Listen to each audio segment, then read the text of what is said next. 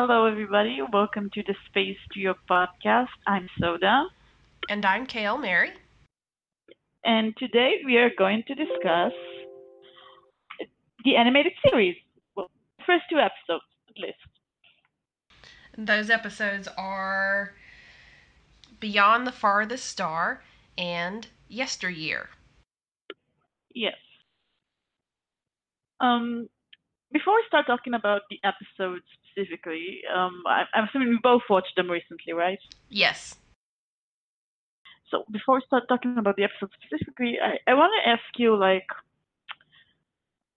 do you think that fans of the original series who watched, during its original airtime, thought when they first saw those episodes? Okay, if I think about the timing, so the show went off the air in 1969-ish. Yeah. And this comes on Yeah. the air in 1973.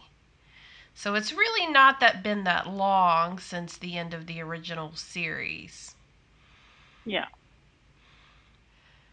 I'm going to be honest. If I had been a huge fan of the show and I saw this, I was excited to see at least something happening, more material in the Star Trek universe, especially with the same characters. I think I'd be a little confused.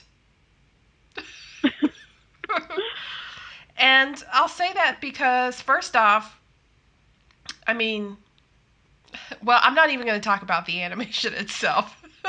Not yet, at least. But, Well, I mean, it was around the time of, Hanna-Barbera cartoons were very popular. So yeah, it's yeah. kind of a standard style. I mean, the style is fine. You have a lot of the same actors returning to voice their characters. Yeah. But at the same time, you immediately start the first episode with a bridge scene, and it's just weird. A little bit weird. Yeah. First off, I don't know who the navigator is. Definitely not a human. Or humanoid, like a humanoid species, but what is he? So... Yeah. I wouldn't even say it's a humanoid species, more like it's bipedal, but that's where you made it. That's kind of what I mean by humanoid, like in the shape of walking on two legs, seems to have a head and some arms. At least he can work the console of the ship. Yeah. But that aside, so there's obviously some new characters, new faces, but at the same time, it looks kind of like they rubber stamp some characters. So they took like Scotty and duplicated him, and this sort of changed the voice and maybe the expression. I'm not sure. I noticed that with a bunch of characters. So, and then just, I would say overall, like if you take the first two episodes and I'd say the plot of the episodes, it's okay. At least the first episode as the pilot episode, right? Yeah. It's not anything new. It's very standard Star Trek. It's very standard Star Trek, and it's almost like they tried to put a little bit of camp into the animated series, but they went overboard, or they just did it in such an awkward way that you just think, this doesn't make sense. I'm not sure what's happening or how, why is Scotty like bit in half out of a why is he like, bit over a I can't even remember what it was, like a core reactor or something. Like, who knows? I mean, why is McCoy down on all fours? Like, what is going on?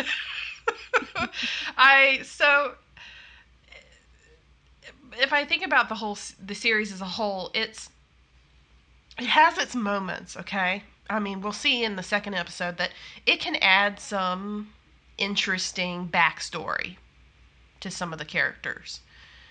But at the same time, a lot of it's standard Star Trek.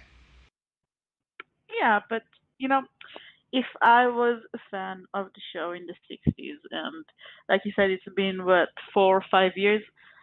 We know that at the time, most of the fans of the show in the 60s were teens and young adults. And by the time the animated series aired, they were already, you know, in college, out of college, starting their adult lives. And the show was aimed at kids, obviously. So, but even so, I think, well, when I started watching the animated series, it was after I watched the original series, and I was sad that the original series just ended so quickly. I felt like it ended too quickly, and I was Yeah. just happy that there were more standard Star Trek because I knew there wasn't going to be any more after that. It really did feel like a continuation of the show in some way. It does, and I think the reception by the fans at the time was, at least we have something that feels like the live action, and the writing seems to be the same kind of imagination, and they're adhering to the tone of the original series show. So it doesn't really contradict itself, or Yeah. where it came from, or introduce something completely off the wall. But at the same time, it's also funny in a Yeah. in a childish sort of way. But since it is a show for kids mainly, I guess you could Hmm. understand that. Yeah. Also, like you said, the writers came back. A lot of the writers who worked on the original series came back for these. The actors came back. It really does feel like a sort of a continuation because all the crew is back. And something interesting I learned about this first episode, which I think we'll talk about in detail in a minute. This story was actually made into a novelette by Alan Dean Forrester, who has written quite a number of Star Trek novelizations. Hmm. So whatever this pilot episode, was meant to be, obviously it's written such that it can be done in a 30-minute show, or almost 30-minute show. But Yeah. they seem to think there was enough material there to expand the story into like a mini novel. Yeah. Well, I'm not surprised because it does. Well, when we talk about the first episode in a minute, it does feel like it could have done more, but time limits. So, sure. Let's start talking about the first episode. Yeah. Okay. So the first episode, how the hell is it called again? The farthest Beyond planet the Farthest Star. beyond the farthest star. Yeah. First of all, I've got to say that I actually really like the animation of the opening credits. I think it's the best animation in the show. Probably because they knew they could recycle it throughout all the episodes. So yeah. And something notable here is that in the opening credits, it specifically calls out that they have the returning voices of William Shatner, Leonard Nimoy, and DeForest Kelley. Yeah. And well, something I learned is that aside from these three, the other actors who came back were Miguel Barrett, James Doohan was Scotty, Michelle Nichols, Uhura, and George Takei as the Sulu. Originally, the producers didn't want to rehire Nichols and Takei, but um, Leonard Nimoy insisted, basically. He said that if they won't return, he won't return either. And the producers caved in because he was the biggest name on the show.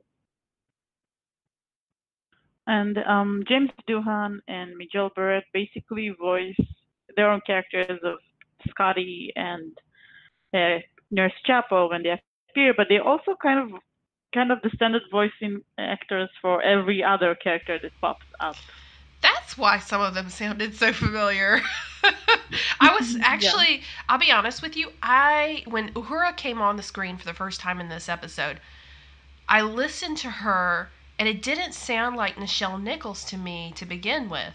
And I listened to it and I was like, well, okay, it is her, but it's almost like it's flat. So Mm. I was on the fence. I couldn't decide the first time I saw this. Was somebody imitating her or was it actually Nichelle Nichols? And it No, turns out it was Nichelle Nichols. it was Michelle Nichols. Yeah, I think the problem was that because this was an animated show and the voice actors, didn't have to actually be at the same place to record it. A lot of the actors kind of recorded it using like a home recorder from their homes or hotels or wherever they were at the time. So some of them recorded in a studio, in a recording studio.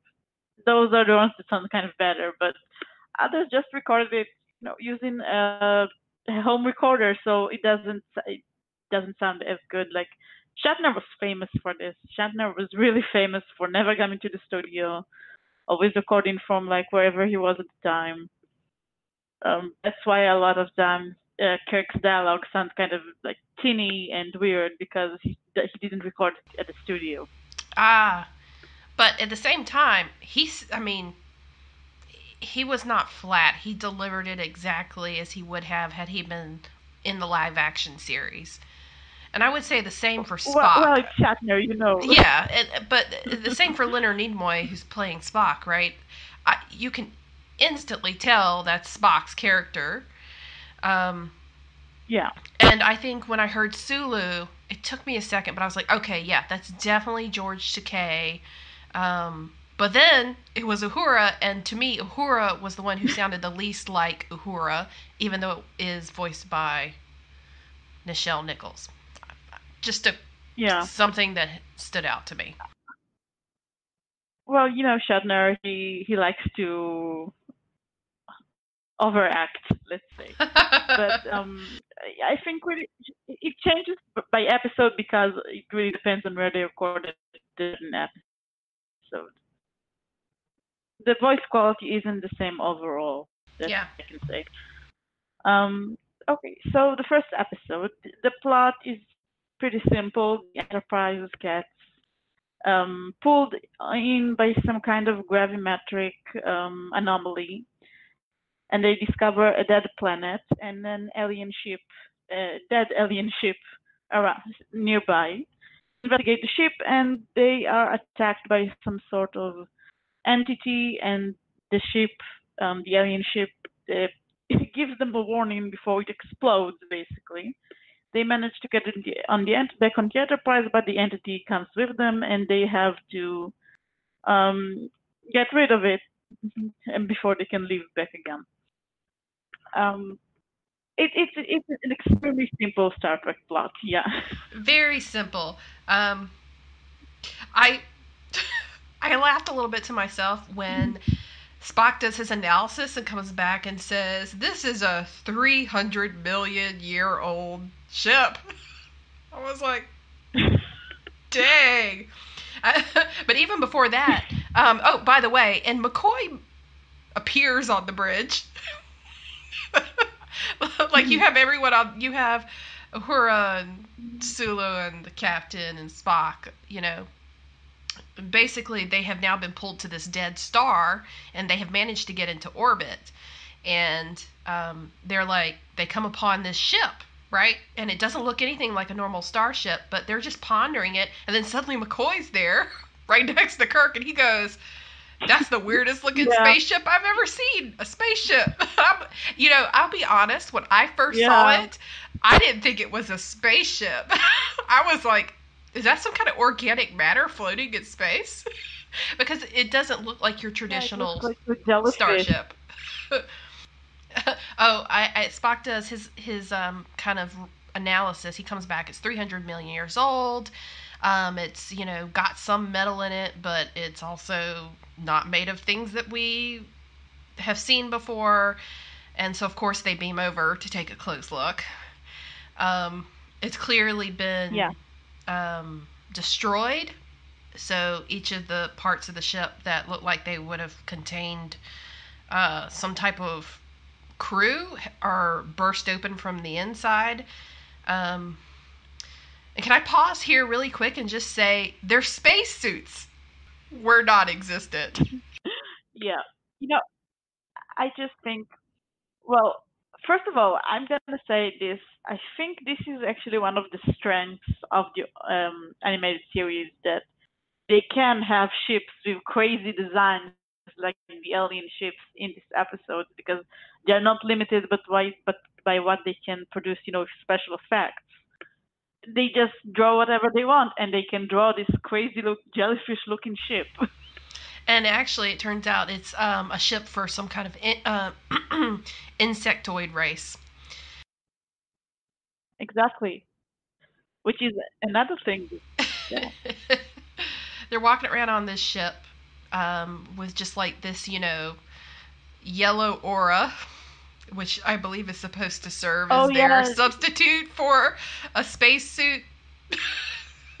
They have these belts that give them some sort of, I don't know, how do they call it even? I can't remember. Magnetic field. Protective belt, something like that. I don't know. They have a name for the belts.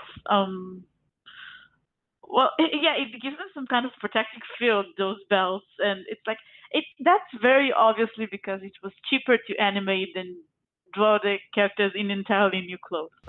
Oh, absolutely. But the science behind it leaves me baffled, because I'm like, I don't know how that's keeping you from being sucked into the vacuum of space.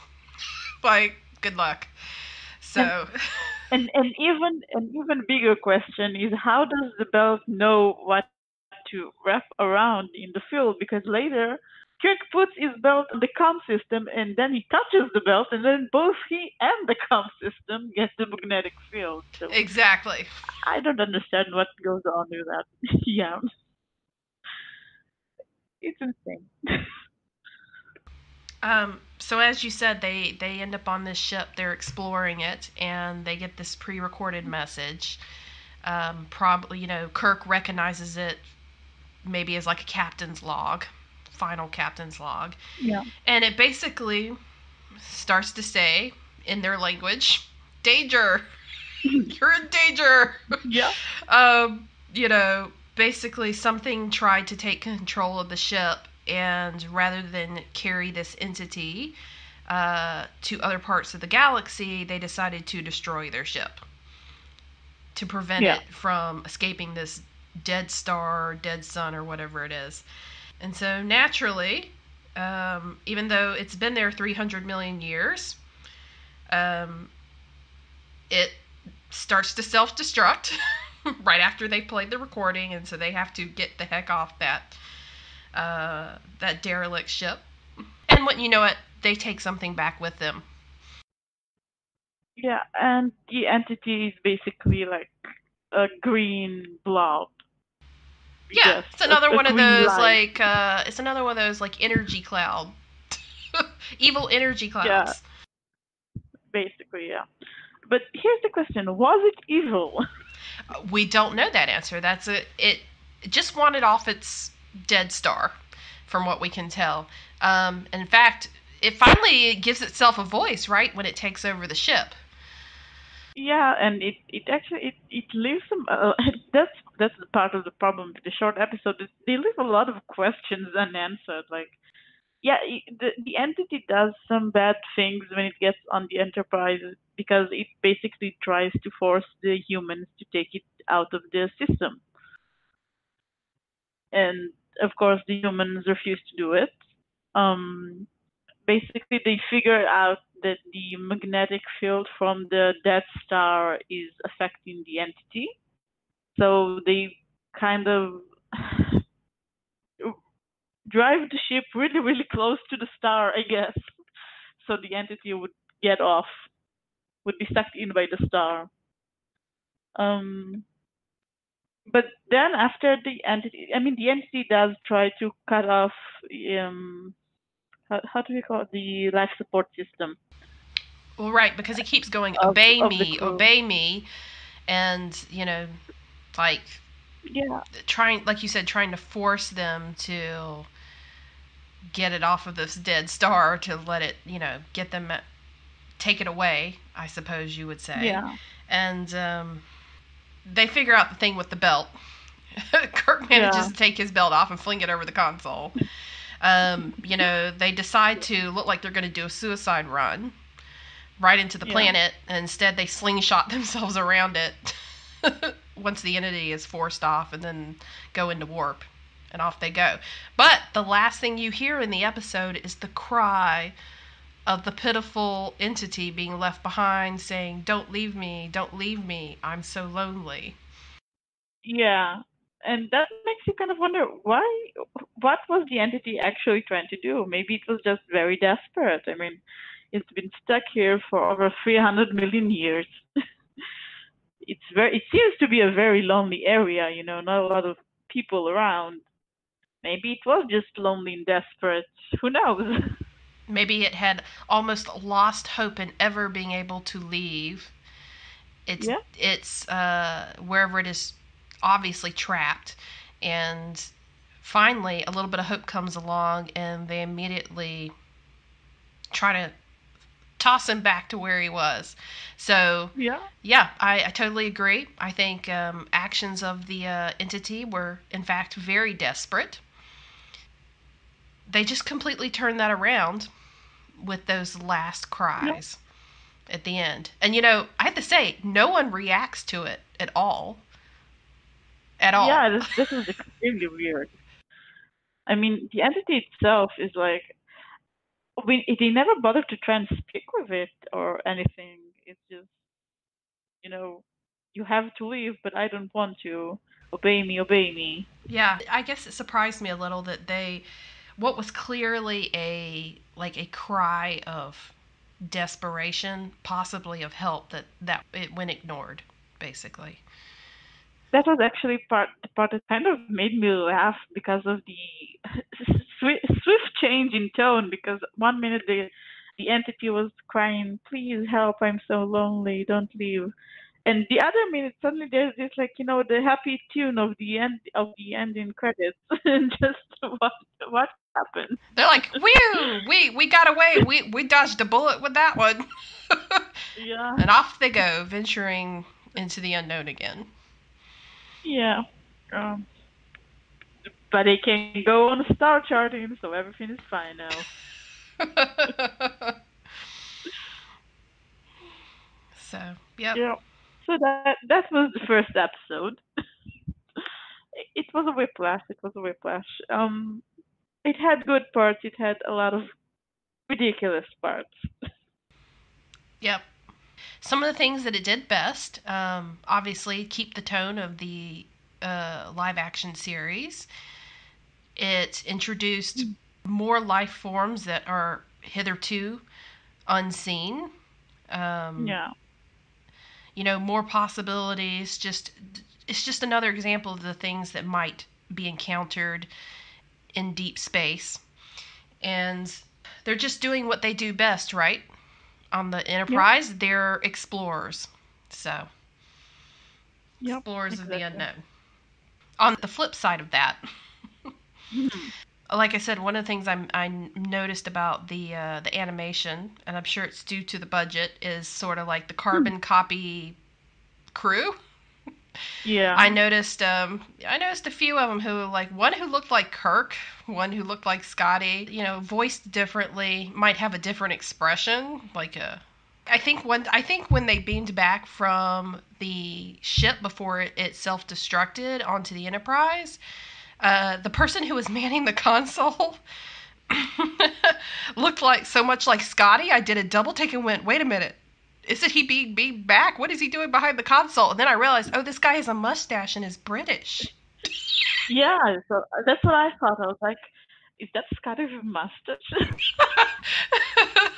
So it takes it's a bit of a jarring thing when you see someone running behind in the scenes, or like another character in the scene that kind of looks like one of the main characters. Yeah. Also, an interesting thing you reminded me is that I think this is the first episode where Sulu is in command of the Enterprise. When Kirk, Spock, Scotty, and McCoy beam off the ship, beam off the ship, he leaves Sulu in charge. This is the first time we see Sulu in command. That's actually true. Yeah, I didn't think about that, but he was. Yeah. Do we get a name for the navigator? No, not in this episode. So not in this episode. So we just know that there's someone else navigating. It's not Chekhov. Walter Koenig, he's not mentioned, listed anywhere, so we don't know anything about a Chekhov character being in the animated series. The actor of Chekhov, he didn't return to voice any character in the animated series. I think he did write one episode. Walter Koenig did? Interesting. Yeah, I think. Yeah. I'll just say one more thing here. I saw a list of best of like how they rank the episodes of the animated series. This one is at number 6 from the top. So Yeah. the 6th best episode of the animated series. I can kind of guess what I can think of, like 2-3 episodes yet that are above it. I don't know if there's 5. I think that the first episode is kind of an exemplary of what the episodes of the animated series are like in general. There aren't that many episodes that are worse than it, but that's kind of the general tone of it. Okay. Second episode. Second episode, and the most well-known episode of the series. The most popular. I don't know if it won, but it was nominated for a Daytime Emmy Award. I don't think it won. I think another episode won. Far crazier episode won. Yeah. And that just, to be honest, that just kind of boggles my mind. Like, wow, they considered this such a great episode, it was nominated for a Daytime Emmy. Yeah. Wow. So I think it says a lot about the cartoons of the time. Yeah. Yeah. And the writer for this episode is DC Fontana. May she rest in peace. May she rest in peace. Who's another well-known Star Trek writer. Mm-hmm. Yeah. This episode starts back at the planet of the Guardian of Time from the original series' most popular episode, The City on the Edge of Forever. Kirk and Spock are off looking at Orion history or something. And when they come back to their present, they discover that the timeline was changed. Apparently, in the new timeline, Spock died at the age of 7, and his mother died shortly afterwards. And instead, the first officer of the Enterprise is an Andorian named Talon. This was never clear to me, Soda, but Kirk says at one point when they're all sitting in like the conference room trying to figure out what happened, he goes, "I'm the only one who remembers Spock." But I thought that the historian was also with them. I don't think. Yeah, that was kind of weird. But they did say that they separated from the historian when they traveled, so maybe that's the reason. Yeah, I was never quite, because the historian was looking through his records. You know, he was somewhere else. Yeah. And he was going, well, you know, I didn't observe any anomalies, and then Kirk says, why am I the only one who remembers who Spock is? And then, and also, is it just me or does the Andorian look mad? I think the Andorians just generally look mad. He looked very severe. You know, in the original series, you didn't see a lot of Andorians, but when they were introduced in the Babel episode, in Journey to Babel, they kind of were like, I got the impression, even in this episode, he says that Andorians are a warrior race. Yeah. Maybe the Andorians were kind of like what the Klingons later became in the Next Generation and afterwards. Like maybe the Andorians were supposed to be the warrior race, and the Klingons were just like an ideological opposition to the Federation, like the USSR and the United States during the Cold War. See, I also thought the Tellarites were argumentative, and but and I thought maybe, but I guess that explains why the Tellarites and the Andorians were arguing so heatedly Yeah, during the Babel conference. yeah. Interesting. The Andorian guy says we are a warrior culture, but we love our families. So yeah, Right, and I mean, to his credit, he doesn't seem that miffed that Kirk is trying to, correct the mistake, yeah, wherein he is no longer the first officer of the Enterprise, and Spock resumes his position as the first officer. He yeah. almost says, "I would be upset about it, but I respect that you're trying to Save your mother. save Yeah, your family." Yeah. I was like, boy, that's generous because you're about to have your entire career wiped out of existence. yeah. That's interesting. Another interesting point is how are Vulcans treated in this timeline? Because when they beamed back aboard, Scotty was like, "What? You came here with Vulcan?" Like he was very upset that Spock was a Vulcan of all things, I and I'm know. just wondering what happened. I had a moment where I also thought, oh, what's up with the Vulcans? Like, are the Vulcans not as like respected as they were in the other timeline? Like, I don't know, but they never elaborated. Yeah, Yeah. basically, yeah. I think that's the reason why a lot of people kind of theorize that that Spock was the first Vulcan in Starfleet, even though the original series itself kind of doesn't support this. But a lot of people theorize that because, Spocky had such a strong reaction to Spock being a Vulcan that you kind of thought, oh, maybe there aren't any Vulcans in Starfleet, so of course Scotty is surprised. Yeah. Interesting. But if you look at the crux of the episode, I mean, if you look at the true meat of the episode, Yeah. it's not so much that, oh, Spock has been displaced as the first officer and died at the age of 7, and they need to correct that.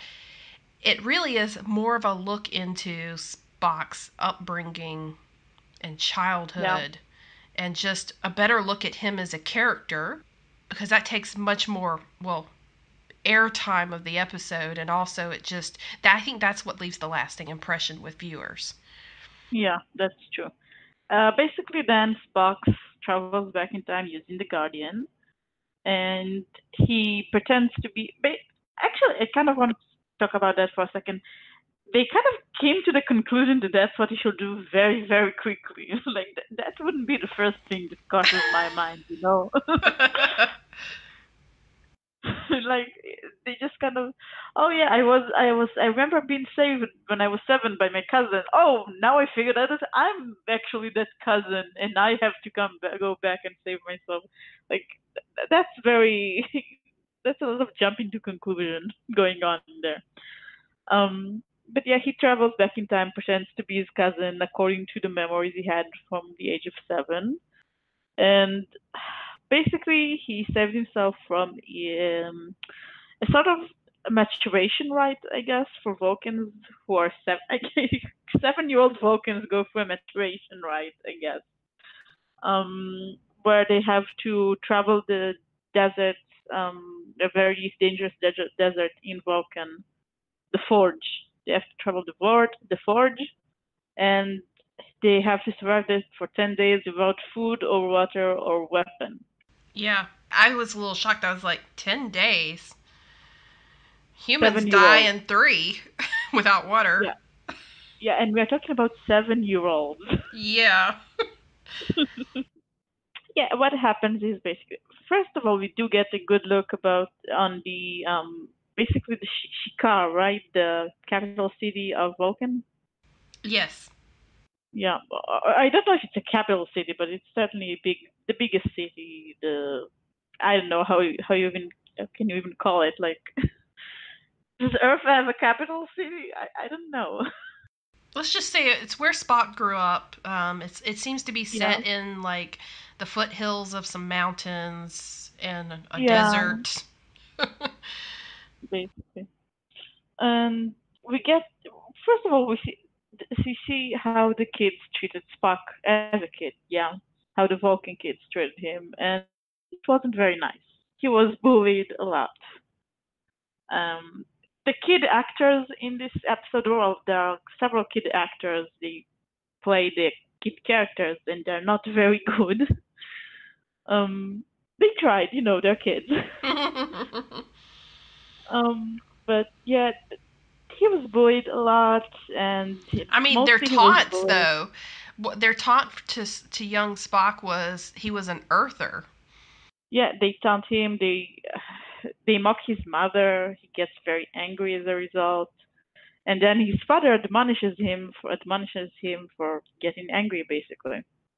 And then Yeah, his father proceeds to tell him, "I know it's almost time for you to go on your quest to prove yeah, yourself, and I expect you not to disappoint me." And I was just yeah, going, "Oh wow, this is not good parenting." The kind of pressure you were putting on your child.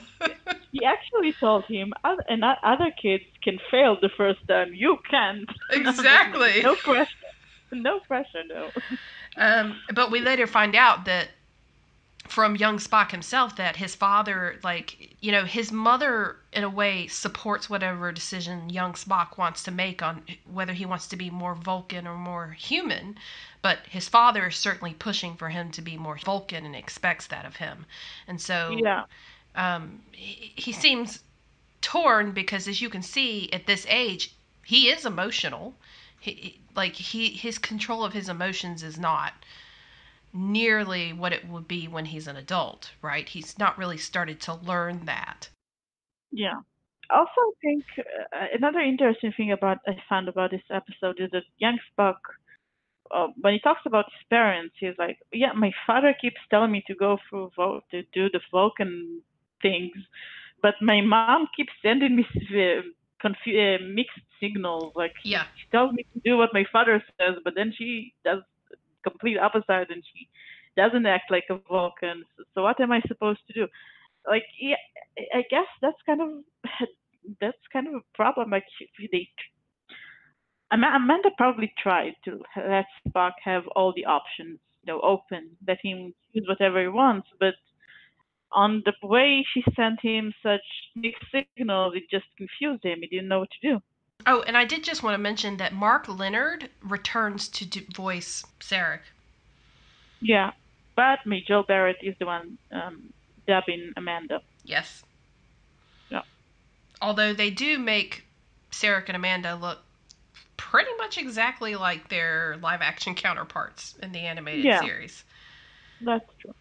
I would even say that Amanda kind of looks a little older than she should. To make her look like the actress. Not She sure looks why that. exactly like the actress, but her hair has color. It's not white hair. That's the Right. difference. But just the way they drew her, I was like, ooh, man, she should be a little younger than that. Why so many wrinkles? Yeah.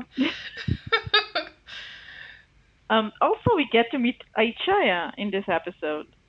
Which is young Spock's pet Celet. Yeah, and it is a big teddy bear with sharp teeth. I kind of wondered what kind of what instructions were the animators given when they do it. Yeah, it's basically a huge bear, but like it acts like a puppy, I guess. It does. It's so big and supposedly ferocious with 6-inch fangs. They actually look a little longer than that. Yeah, But he's really just like a big old puppy who clearly adores young Spock. And yeah, something that I didn't know was he was originally Sarek's pet. yeah, I didn't know that, so I was yeah. Me surprised. neither. I'm kind of wondering, why do Vulcans have pets? What is the logic of pets? Right. Why would the most Vulcan of Vulcans have a pet? And then, wait, how old is this pet?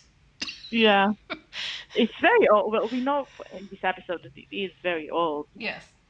And lived a long, happy life. And clearly is Spock's only companion. Yeah, and I guess in the episode they kind of said at the end it wasn't all right, before we spoil the entire thing, um, young Spock decides to leave early for his maturation journey or whatever it is, and he runs off in the middle of the night to the Forge Desert, and old Spock is obviously on his trail, uh, following to stop him, and so is Aichaya actually, who very likes Spock. And when Spock is attacked by a wild animal in the Vulcan desert, Aichaya saves him. A Lamata. Yeah, Lamat- Lematia, right? Lamatia, Lematia? something like that, yes. Yeah, Lematia. So something interesting about the Lamatia, before you see it, you hear it. Yeah. And the noise of the Lamatia is Godzilla. Yeah. And I'm not I literally had a moment before it came on screen that I thought young Spock was being chased by Godzilla. I was like, what is Godzilla doing on Vulcan? I I don't know who made that decision. But it really like threw me for a loop. And I'm a big fan of monster movies. Godzilla, like I had a toy like a toy Godzilla when I was a kid, so I've seen all the movies, even the original. And I was kind of speechless for a second. But then the Lamatia looks like a big old cat, like Sabretooth or something, and it has some weird coloring, but it's definitely not Godzilla. No, it's not. It's really, really weird hearing Godzilla noises from the green saber-tooth thing. I don't think any animated series could get away with that today, based on copyright. Probably not. Then again, I don't know who owned the rights for Godzilla back then. It could have been Paramount. I don't know. But what was their thought process? Like, oh, we need like a scary noise for this, for this animal, and then they're like, oh, how about this one? And they hit a button, and suddenly it's Godzilla's scream, which is very distinct. Yeah, it really is. It's just, yeah.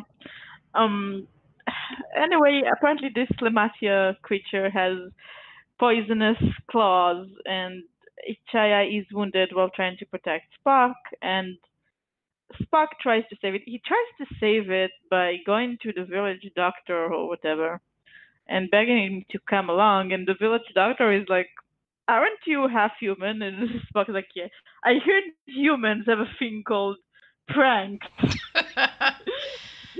Spock is like, well, I only did one 2 years ago. And I was like, what kind of prank did 5-year-old Spock do? Exactly. I'm so curious. What did he tell the knock-knock joke? what is considered a prank by Vulcan standards? You know? Yeah, but anyway, the doctor comes, but Ichaya is too far gone. And basically, 7-year-old Spock has to decide whether to put Ichaya down or let it live in pain for the rest of its life. Another very hard decision for a 7-year-old. But anyway, yeah, Ichaya dies that night. Something that apparently wasn't supposed to happen. And, you know, we didn't mention this, but the Guardian said before Spock went to the past was, yes, you can go back and, like, fix this as long as you don't change some big detail. Yeah. And I find it really interesting that, you know, to Spock, obviously, Ichaya, his childhood pet, dying at, you know, when he's 7 years old, it's a big deal to him. But it's not, you know, that warning from the Guardian doesn't apply here because it just goes to show you, like, that kind of personal loss to him is not enough to alter the future in a major way. I am actually wondering about that. Like, what was the reason? In writing, you have such thing as foreshadowing. If the Guardian sends Spock away and says, "But don't change anything too big," and then Ichaya dies, and you assume, well, that's the big thing to change. So what did he change in the present? And apparently nothing changed. I know. So, that's kind of weird. I know. It's not quite like a slap in the face, but it's sort of like, that's sad. Because Aichaya dying is a big thing. It's all a matter of Yeah, perspective, whose perspective yeah, it is. So, I mean, that surely could have changed who Spock was from that point in time when he was 7. And in fact, it does change him, but I guess we could argue it perhaps him having to make the decision brings him a little closer to maturity. Or yeah. so maybe it's I would say a good change in that way, but at the same time, it's still a loss. It's just strange.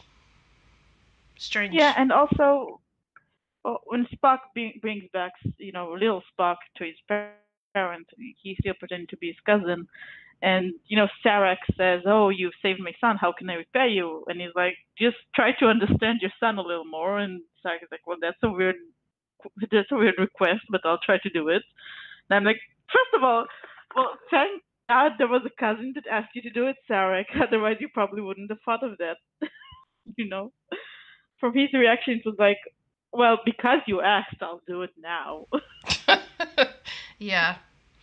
Well, you see, But really, young Spock is torn between his parents' expectations, just the way others in Vulcan expect that he won't be a Vulcan, that he'll be more like a human, and yeah, you see how all of that makes him just uncertain. Like he's not even certain what he wants the outcome to be. And so, part of the reason he goes early is to help him decide what he wants for himself. But what I find most poignant here is that the only person who gives good advice to young Spock is Spock himself. yeah, I mean, but at the same time, he explains that it's not that Vulcans don't have emotions.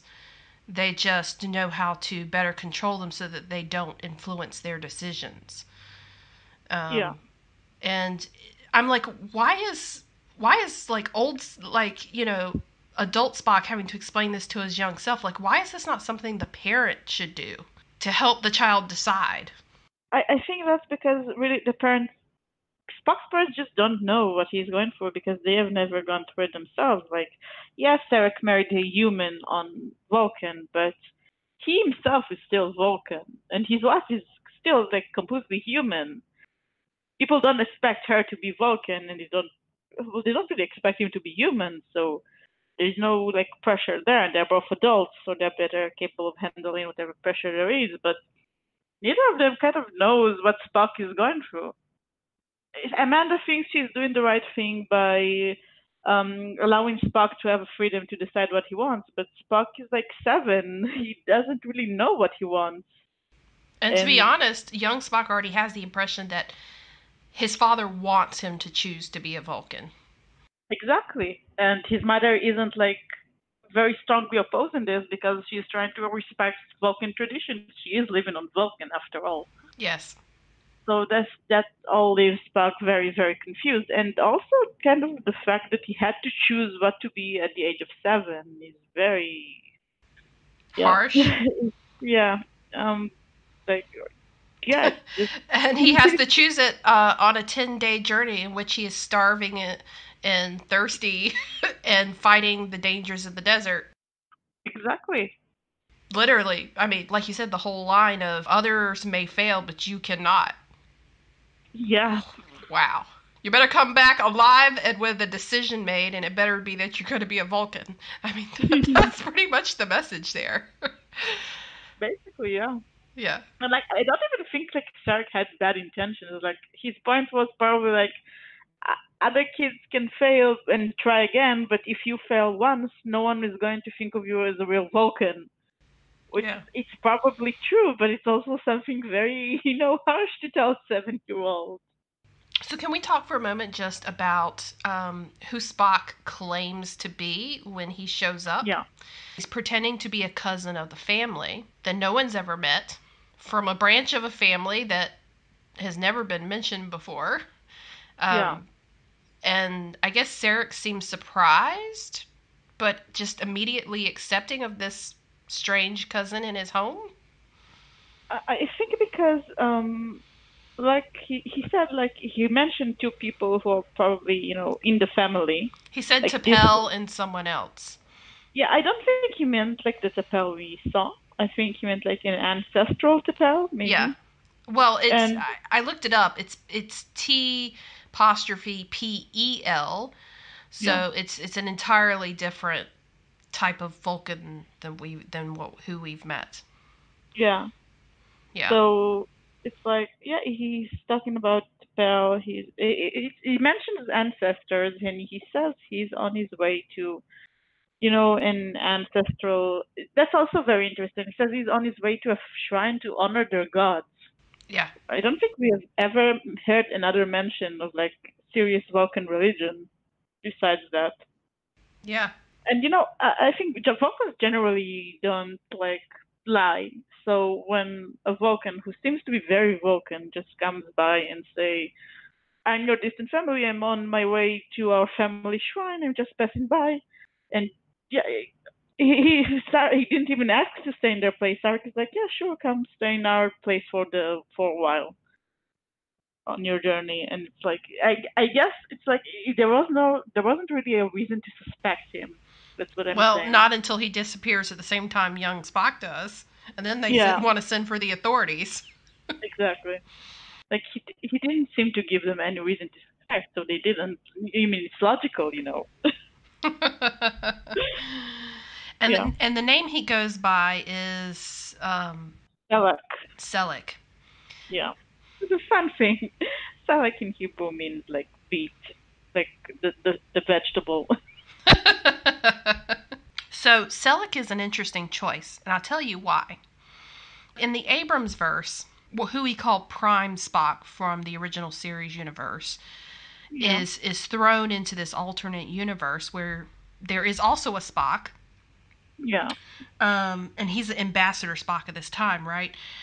Somehow, and I don't think it was actually in the movies that he started going by the name Selleck, but in fanon, when people started to write more stories set in this Abrams verse, and they're like referencing Prime Spock, someone somewhere came up with the idea that he goes by the name Selleck.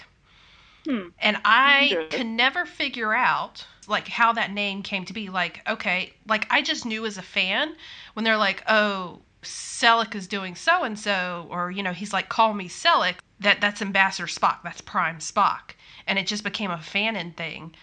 And it wasn't until I actually watched Yesteryear that I went, oh my gosh, that's where Selleck comes from. Yeah, It's because when you have two Spocks together, one is Spock and one is Selleck, his older version. I really didn't know this. It's very cool. It is very Um, cool. So yeah, kudos to however that came about. I think maybe people just didn't want to be writing Prime Spock all the time. So they're like, yeah. he decides to go by the name Selleck. For a lot of years, the animated series wasn't considered canon besides this episode. This specific episode was the only episode that was considered canon. The rest of the episodes weren't.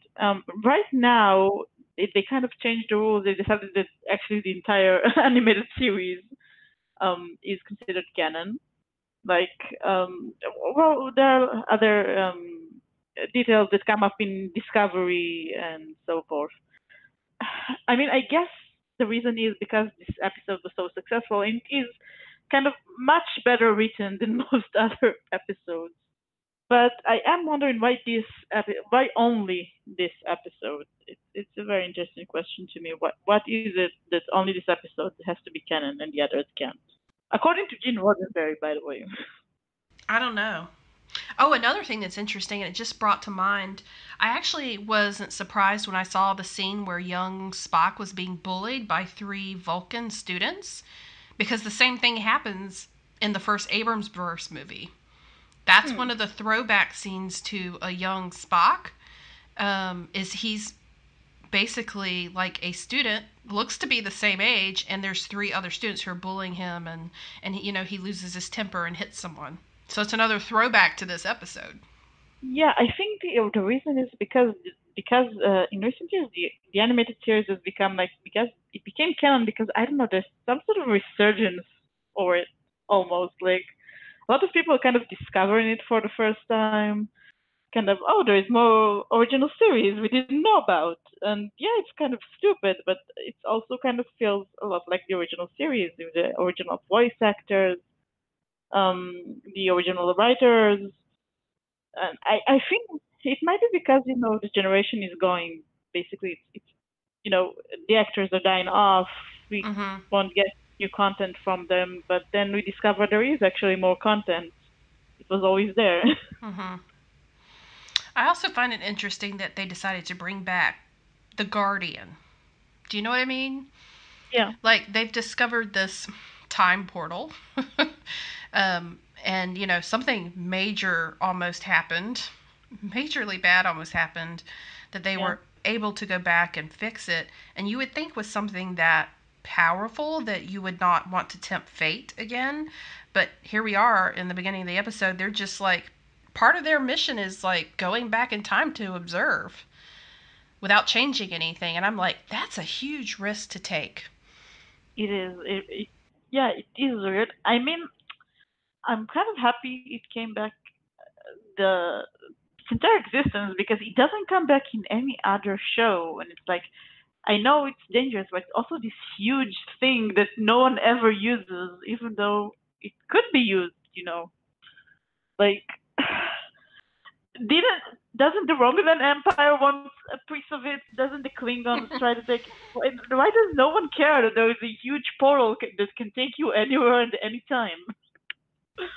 I mean, honestly, I would have been surprised if they'd done like a movie where somehow something major has happened and they decide they want to undo it, and so they like, oh yeah, remember that Guardian, that time portal Yeah, thing, and then they like it becomes a big movie plot device. Like I could see that, but in this way, it gets used in a 30-minute episode in an animated series. But it's used in a very interesting way because it brings more backstory to Spock's character. yeah, So just to wrap up, like the ending of the episode, Spock saves himself. Young Spock decides that he is going to succeed in his whatever it is that he has to do, his trial. He's going to do the trial and he's going to not or disappoint anyone. And then Spock returns to the present. yeah, And when you know it, the first thing is, Kirk is like, hey, welcome back. Kirk's waiting for him. And then they beam back to the ship. And then, of course, McCoy immediately has something sarcastic to say. yeah. And Spock looks kind of pleased about it. One thing I actually forgot to mention is when Spock and Kirk and Spock first come back from the Guardian, and no one recognizes Spock, and like it kind of made me laugh how like calm McCoy was about this entire thing. Like, here's Kirk coming back with this alien they've never seen before, and he's like, no, I've never met him in his life. Who is it? Yeah, whereas No. like in the previous episode, they beam back aboard with an entity, and like the British guy at the controls are like, "What is that? There's something else Yeah, there." And whereas everyone else exactly. is like, "Oh look, Kirk picked up someone on the way." Okay. I mean, and if you think about it, they had just come back from exploring another time, so Yeah, I would be deeply concerned. Like, yeah, Kirk? What did you do? Who did you bring back? Did you misplace someone? Like, does this person belong in another time? yeah, I thought of one thing we forgot to mention. yeah. Adult Spock teaches young Spock the nerve pinch. Yeah, that's true. The bullies at the beginning were mocking him for not knowing the neck pinch.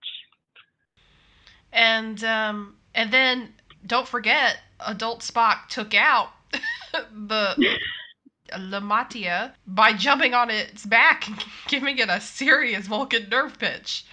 That was Yeah. pretty Oh. pretty reckless of him, if I must say so Yeah, myself. and I didn't think it worked on animals. Neither did I. I wasn't sure how he knew where to pitch. Yeah.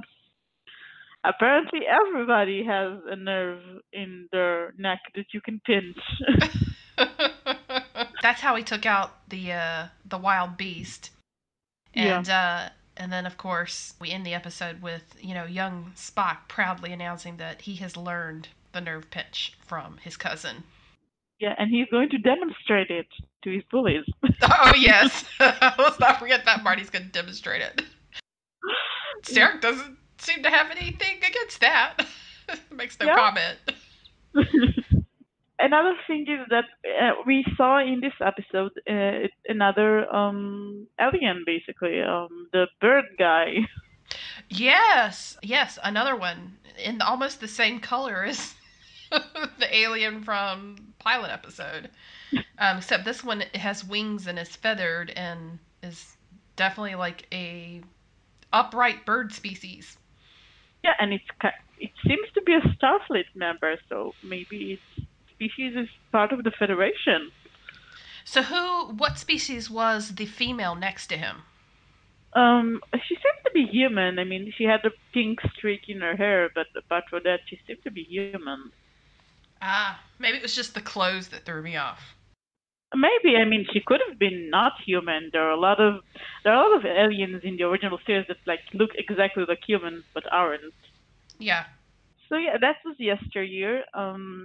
Like I said, this is the only episode that was considered canon basically up until the new Star Trek shows. I think the Cas1, the maturity ritual Spock had to go through, was also mentioned in Enterprise, I think, and the Vulcan Forge was mentioned in Deep Space Nine. I think the Forge was also mentioned in Enterprise. It was like a 3-part episode. Yeah, it was mentioned also. It was mentioned, adjacent to the Cas1, I think. Yeah. Yeah. When people put together a list of like episodes to get a good foundation in Star Trek, you might be surprised, but this is one of them. Yeah, because it's such an important episode overall, especially for like Vulcan culture and Spock in specific. Well, anything else? Nothing I have to add.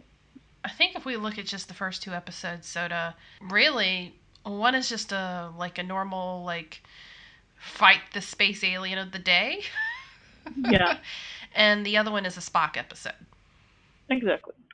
So some of the returning character or some of the live action characters that we didn't see, we haven't seen Nurse Chapel yet. Yeah. She does appear later in the animated series. We don't have Chekhov, yeah. Chekhov. So really sort of the core cast, if you think about it from that perspective, we have everyone returning from the original like bridge crew except Chekhov Yeah, plus Nurse Chapel. exactly. There are definitely, I think we talked about repeat characters in the animated series. It's interesting.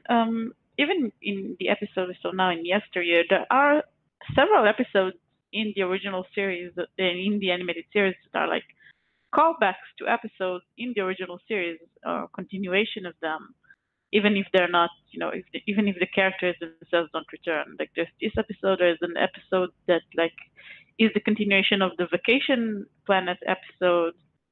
Well, this episode is about the Guardian of Time. There is another one I can't. Oh, there is another one with what's his name? There's the Cyrano Joe's return with the Tribbles. There is Harry Mudd. Harry Mudd episode. Yeah, so there are several episodes that are really just like a continuation, straight up continuation of episodes from the original series.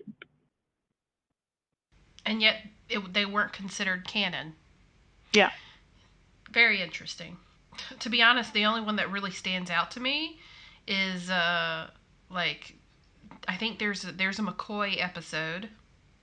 Yeah. And then I think there's a Sulu one too. Yeah, there is. Correctly. Well, it's not exactly a Sulu one. And I think we get to see, I mean, obviously we do get to see more of some of the other races of the Federation or just, other races. Even outside of the Federation, like that we've only heard of in names or maybe seen like once or twice in the live action series. You see more of them being used in the animated series. Yeah. All around pretty interesting. Going to be an interesting ride. Thank you everybody for being with us. We will be talking about it, and I hope you did too. And until next time, bye. Bye everyone.